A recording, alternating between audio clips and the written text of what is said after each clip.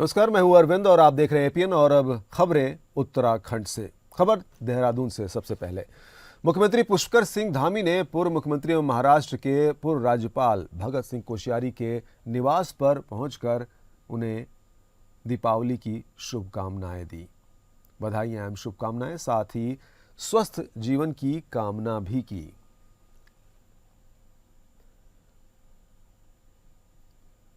तो दीपावली की ढेरों शुभकामनाओं के साथ साथ स्वस्थ जीवन की कामना करते हुए दीपावली की शुभकामना राज्यपाल के घर पहुंचे सीएम धामी।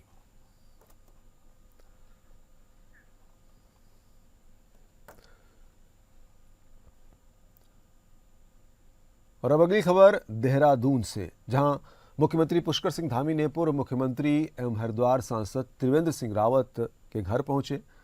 मुख्यमंत्री पुष्कर सिंह धामी ने पूर्व डिफेंस कॉलोनी स्थित निवास पर पहुंचकर उन्हें दीपावली की ढेरों शुभकामनाएं दी। तो जिस तरह से दीपावली बिल्कुल करीब है, दीपों का उत्सव और शुभकामनाओं का दौर लगातार जारी है।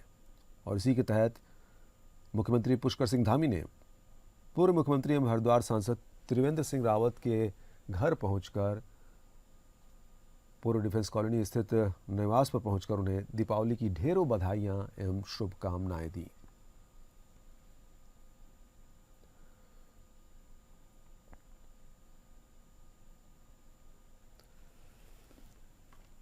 तो तस्वीर है आपके सामने। बधाई देते हुए मुख्यमंत्री पुष्प के साथ उनके डिफेंस कॉलोनी स्थित निवास पर वहां पहुंचे और दीपावली की शुभकामनाएं दी। तो दीपावली जैसे जैसे बिल्कुल करीब है, शुभकामनाओं का दौर लगातार जारी है। और हम और आप और तमाम जनता, हम भी दिवाली के इंतज़ार कर रहे हैं। दीपों का पर्व, उजाले का पर्व।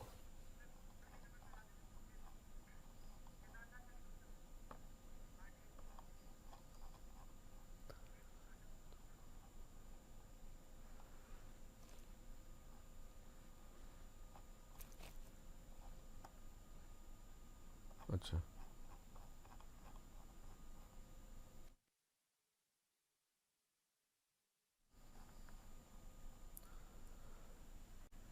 और अगली खबर का रुख करते हैं केदारनाथ धाम से। अगली खबर, जहां पर क्षेत्र रक्षक वैकुंठ भैरवनाथ के कपाट पूजा अर्चना के पश्चात शीतकाल के लिए शनिवार दोपहर 1:15 पर विधिवत रूप से बंद कर दिया गया। इससे पहले श्री केदारनाथ वैकुंठ भैरवनाथ के मंदिर में पूजा अर्चना और भोग लगाया गया। हवन यज्ञ के साथ कपाट बंद की प्रक्रिया पूरी की गई। इस मौके पर बीकेटीसी मुख्य कार्यकारी कार्यपालक मजिस्ट्रेट विजय प्रसाद केदारनाथ, यदुवीर, पुष्पवान सभी मौजूद रहे। श्री भैरवनाथ जी के कपाट बंद होने के साथ ही अब श्री केदारनाथ धाम के कपाट बंद की तैयारी और पंचमुखी डोली की पूजा अर्चना की तैयारियां भी शुरू हो गई हैं। यहां आपको बता दें कि श्री केदारनाथ धाम के कपाट 23 अक्टूबर को शीतकाल हेतु बंद होंगे। 23 अक्टूबर को बंद होंगे।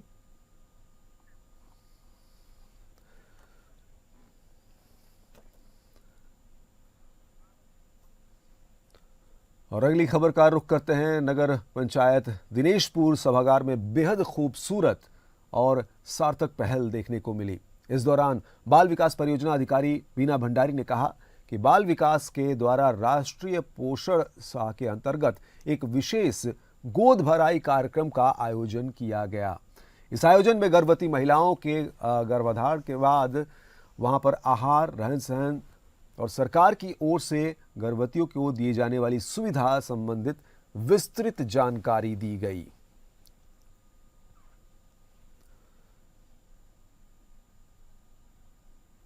तो अब गर्भवती महिलाओं को पौष्टिक आहार मिलेगा। इस तरह की एक कवायद शुरुआत।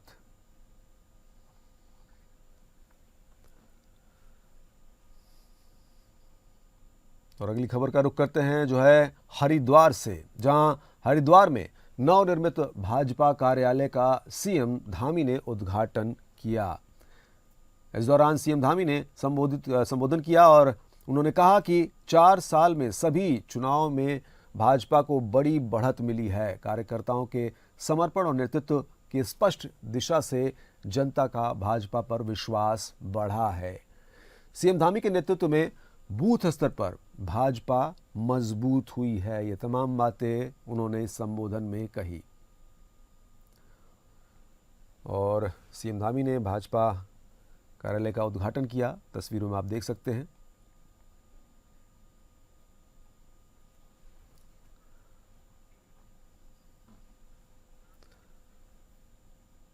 और अगली खबर, टिहरी गढ़वाल में धनतेरस पर्व पर जिस तरह से धनसाली और चमियाला के बाजारों में दिन भर जबरदस्त रौनक देखने को मिली, वो काबिल तारीफ है। सुबह से ही लोगों की भीड़ बाजारों में उमड़ पड़ी। दुकानों में मिठाई, राशन, कपड़े और इलेक्ट्रॉनिक सामानों की खरीदारी जोरों पर रही। व्यापारियों के चेहरे पर लंबे समय बाद रौनक लौटी है। भीड़ से बाजार पूरी तरह से खचाखच भरे हुए। धनतेरस के शुभ अवसर पर लोगों ने अपने घरों के लिए नए बर्तन, सजावटी सामान और पूजा सामग्री की खरीदारी की। वहीं दूसरी तरफ महिलाओं ने पारंपरिक रूप से धनतेरस के दिन धन और सुख समृद्धि के प्रति, जिस तरह से प्रतीक के रूप में इसे मनाया जाता है, लक्ष्मी गणेश की मूर्तियों और दीपक की खरीदारी की। हालांकि इस बार सोना और चांदी की दुकानों पर खरीदारी तुलनात्मक रूप से कम रही। महंगाई और कीमतों में तेजी के चलते लोगों का रुझान इलेक्ट्रॉनिक और घरेलू वस्तुओं पर उधर ज्यादा रहा। सोने चांदी के व्यापारी दिन भर ग्राहकों के इंतजार में बैठे नजर आए। बाजारों में जगह जगह पुलिस प्रशासन की ओर से यातायात व्यवस्था के लिए विशेष इंतजाम किए गए थे, ताकि भीड़ के बीच कोई अव्यवस्था ना होने पाए, कोई अनहोनी ना होने पाए। यानी सुरक्षा भी यहां चाक चौबंद देखने को मिली।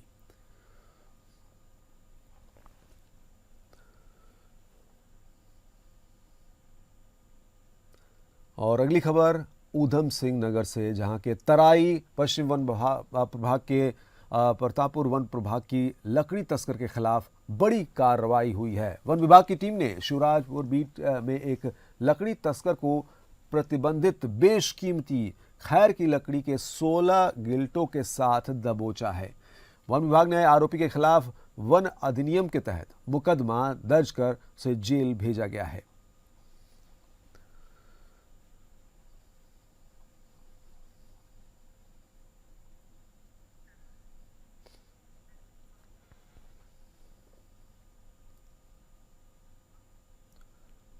और अगली खबर भी ऊधम सिंह नगर से, जहां पर जसपुर क्षेत्र के अंतर्गत वन विभाग की पतराम रेंज में फिर एक बार गुलदार ने युवक पर हमला किया। गुलदार के हमले में युवक घायल हो गया, जिसके बाद युवक को अस्पताल भेजा गया। युवक का अस्पताल में उपचार इलाज जारी है। आए दिन गुलदार लोगों पर इस तरह से हमले करते रहते हैं, लेकिन वन विभाग कोई कार्रवाई करता हुआ नजर नहीं आ रहा है। गुलदार के हमलों से लोगों में दहशत का माहौल बना हुआ है।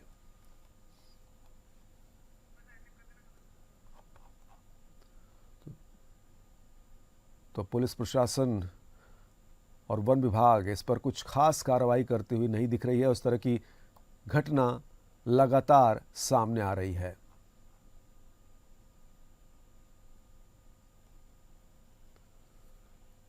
तो गुलदार के हमले से लोगों में भय का माहौल है, लोग डरे हुए हैं और इस तरह की घटनाएं गाहे बगाहे नज़र आती रहती है। और ये खबर हम आप तक पहुंचाते हैं। खबर छोटी है और बड़ी, हर खबर हम आप तक लेकर आते हैं, ताकि इसके ज़रिए आप हकीकत को समझ सकें। हमारी, आपकी और प्रशासन की क्या जिम्मेदारी है, उसे भी समझ सकें।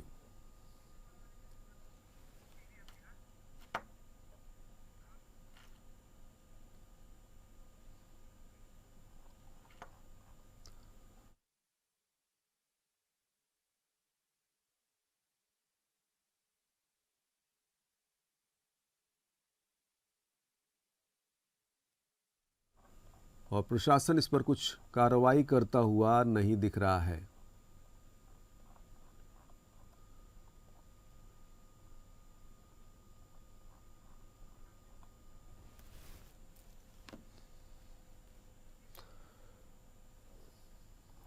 और अगली खबर, मुख्यमंत्री के निर्देशों और त्योहारों को देखते हुए लोक निर्माण विभाग ने घनसाली क्षेत्र में सड़कों को गड्ढा मुक्त बनाने का अभियान तेज कर दिया है।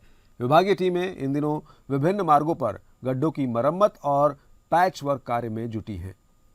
अधिशासी अभियंता डीसी नौटियाल ने बताया कि मुख्यमंत्री ने प्रदेश की सभी मुख्य और संपर्क सड़कों को 31 अक्टूबर तक पूरी तरह गड्ढा मुक्त करने के निर्देश दिए हैं, ताकि आम जन को यात्रा में परेशानी का सामना न करना पड़े। उन्होंने कहा कि घनसाली, चमियाला, तिलवाड़ा, बूढ़ा केदार, टेहरी मार्ग सहित अन्य सड़कों पर काम तेजी से चल रहा है।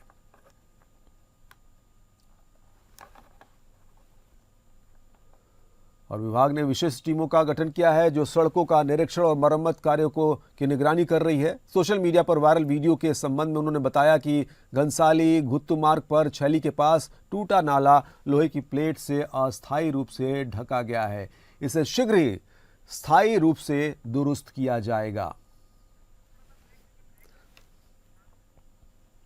बढ़ती टेक्नोलॉजी के साथ साथ साइबर क्राइम के तरीकों में भी अब इजाफा देखने को मिल रहा है। अब साइबर अपराधी मात्र आपका ओटीपी लेकर ही नहीं फ्रॉड कर रहे हैं, बल्कि उनके द्वारा नई तरीकों का भी इस तरह से इजाफा कर लिया गया है। क्या आप जानते हैं कि प्रख्यात वेबसाइट्स और सोशल मीडिया एप्लीकेशन को आप विश्वसनीय मानकर अपना फ़ोन नंबर, जीमेल आईडी और अन्य जानकारी जो दे देते हैं, उनके द्वारा आपकी वही जानकारी साइबर अपराधियों को बेची जा रही है, जिसे डाटा ब्रीचिंग भी कहा जाता है। पूरी तरीके से यह अवैध है। हालांकि जन जागरूकता न होने के कारण अक्सर लोग इस मामले की शिकायत नहीं करते और आपका निजी डाटा बेचने वाली इन कंपनियों के खिलाफ कार्रवाई की बात भी सामने आ रही है, लेकिन पुलिस कोई इस पर ठोस कार्रवाई करती हुई नहीं दिख रही है। कंपनियों के खिलाफ पुलिस द्वारा कोई कार्रवाई नहीं की जा सकती। यदि आप भी जानना चाहते हैं कि आपका डेटा कितनी बार ब्रीच हुआ है, तो इसकी जानकारी आपको www.havelbeenpwned.com के जरिए आपको मिल सकती है। 9411112759 9411112759। मैं ये नंबर आपको इसलिए बता रहा हूँ, ये एएसपी साइबर एसटीएफ का सीयूजी नंबर है। हमने एक व्हाट्सएप ब्रॉडकास्टिंग कम्युनिटी बनाई है। उस कम्युनिटी में हमने प्रदेश के सारे सीनियर सिटीजन्स को ऐड किया है। अब हम प्रतिदिन सुबह शाम उसमें मैसेजेस डाल रहे हैं, उनको डिफरेंट टाइप्स ऑफ जो ये साइबर फ्रॉड्स हैं उससे अवगत करा रहे हैं और उससे बचा कैसे जाए उससे अवगत करा रहे हैं। इस नंबर को शेयर करने का कारण ये है कि आप इस नंबर पे व्हाट्सएप मैसेजेस करिए कि हम आपको भी उस व्हाट्सएप ब्रॉडकास्टिंग कम्युनिटी से जोड़ पाए और पूरे प्रदेश को साइबर सुरक्षित बना पाए। बिल्कुल, तो इस बात का आप ध्यान रखें। और यहाँ पर साइबर अपराधी जो है वो सिर्फ बुजुर्ग लोगों को ही निशाना नहीं बनाते, उन लोगों को भी निशाना बनाते हैं जो अपने आप को स्मार्ट समझते हैं और टेक्नोलॉजी से अपने आप को अवगत मानते हैं, लेकिन कहीं ना कहीं वो हमसे आगे बढ़कर इस काम में लोगों के साथ छल कर रहे हैं। तो ध्यान देने की ज़रूरत है। और अब अगली खबर का रुख करते हैं। इस साल बरसात से उत्तराखंड के अधिकार क्षेत्रों में नुकसान पहुंचा है। ऐसे में पुरोला क्षेत्र में हुए नुकसान को लेकर पुरोला विधायक दुर्गेश्वर लाल ने कहा है कि पुरोला सबसे पहाड़ी वो क्षेत्र है जहां से आपदाओं का नाता रहा है। इस बरसात में बड़ा नुकसान हमारे क्षेत्र में हुआ है। उसमें खुद आकलन जो हुआ है उसमें 400 से 500 करोड़ का नुकसान हुआ है। बागवानियों के सेब खराब हुए हैं जो मंडी तक नहीं पहुंच पाए। यह आकलन हमने जिलाधिकारियों और अन्य माध्यम से भी मुख्यमंत्री तक पहुंचाया है। हमें उम्मीद है कि इसमें हमें कुछ न कुछ सहायता ज़रूर मिलेगी।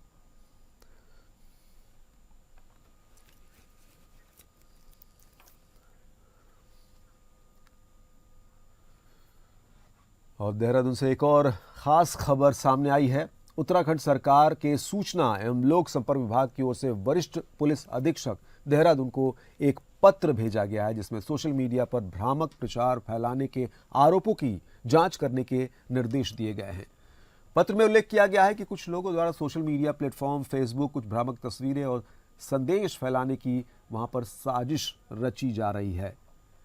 इन संदेशों के जरिए सरकार की छवि धूमिल करने और आम जनता को गुमराह करने का भी प्रयास किया जा रहा है। सूचना एवं लोक संपर्क विभाग के महानिदेशक बंशीधर तिवारी द्वारा जारी इस पत्र में कहा गया कि ऐसे मामलों की गंभीरता को देखते हुए संबंधित व्यक्तियों के खिलाफ आवश्यक विधिक कार्रवाई की जानी चाहिए, कानूनी कार्रवाई की जानी चाहिए। उन्होंने पुलिस प्रशासन से अनुरोध किया है कि मामले की गहन जांच की जाए और दोषियों को चिन्हित कर कानूनी कार्रवाई सुनिश्चित की जाए। पत्र में यह भी कहा गया कि सोशल मीडिया पर फैलाई जा रही झूठी और भ्रामक सूचनाएं न केवल शासन की साख को नुकसान पहुंचा रही है, बल्कि समाज में भ्रम और अशांति भी फैला रही है। ऐसे में प्रशासन का दायित्व है कि इस तरह के कृत्यों पर तुरंत रोक लगाई जाए। ये पत्र राज्य सरकार की सोशल मीडिया पर फर्जी खबरों और भ्रामक प्रचार के खिलाफ सख्त रुख को दर्शाता है।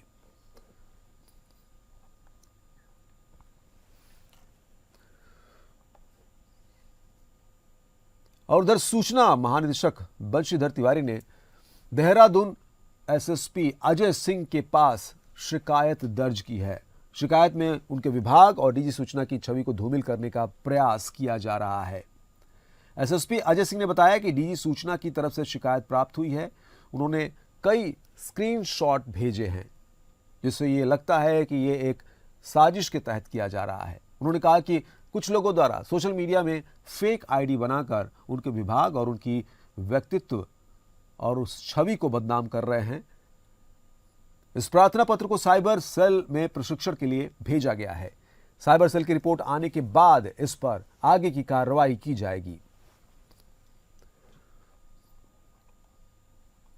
ये महानिदेशक सूचना महोदय द्वारा एक शिकायत प्रेषित की गई है, जिसमें उनके द्वारा बताया गया है कि कुछ सोशल मीडिया प्लेटफॉर्म्स पर कुछ फेक आईडीज जो अभी रिसेंटली लगता है क्रिएट की गई है, उससे जो है उनके विभाग की छवि और उनकी व्यक्तिगत छवि को धूमिल करने का प्रयास किया जा रहा है और कहीं ना कहीं इसके पीछे कोई षड्यंत्र की मंशा हो सकती है। तो चूंकि प्रार्थना पत्र अभी प्राप्त हुआ है, तो उसको हमने साइबर सेल में परीक्षण तो भेजा है कि ये जो डिफरेंट आईडीज बनी है वो कहाँ से ओरिजिनेट हुई है, किनके द्वारा बनाई गई है और साथ ही साथ उनकी मंशा क्या है इसके पीछे। चूंकि जिस तरह से प्रार्थना पत्र प्राप्त हुआ, स्क्रीनशॉट्स मिले हैं, तो ऐसा प्रतीत होता है कहीं ना कहीं किसी षड्यंत्र के तहत ये किया जा रहा है। तो साइबर सेल की रिपोर्ट आने के बाद इसमें आगे की कार्रवाई की जाएगी।